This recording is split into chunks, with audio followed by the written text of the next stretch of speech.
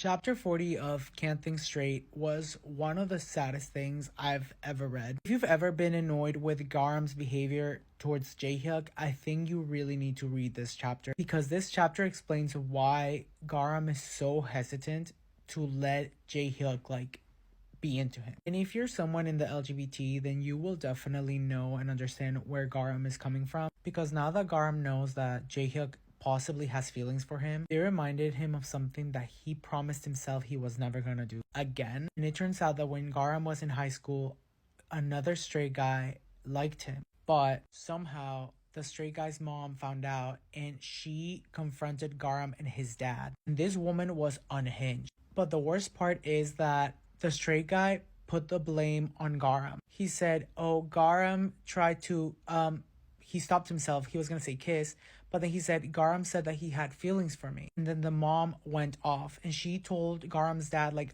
how can you allow such a disgrace of a son to infect my child, pretty much? And she was using the worst slurs possible. And y'all, this was heartbreaking not only for Garam, but for the straight guy too, because he looked so embarrassed, so uncomfortable, but he was looking at Garam with such sadness, and Garam was trying so hard to not break. And Garam's dad was being supportive and he was like, please calm down, ma'am, let's talk this out. And the woman was just being super unreasonable, and she was like, now my son is gonna burn in hell because of your son. This is repulsive, it's so immoral, it's so dirty. And at the end of the flashback, Garam promised himself to never let this happen again, and he was crying as he was making this vow to himself. So back in the present time, Garam threw away the ointment that Jaehyuk got for him, and he decided to put an end to his relationship with Jaehyuk because he was not gonna allow himself to be put in that situation again. As someone who went through something very similar, to me this was just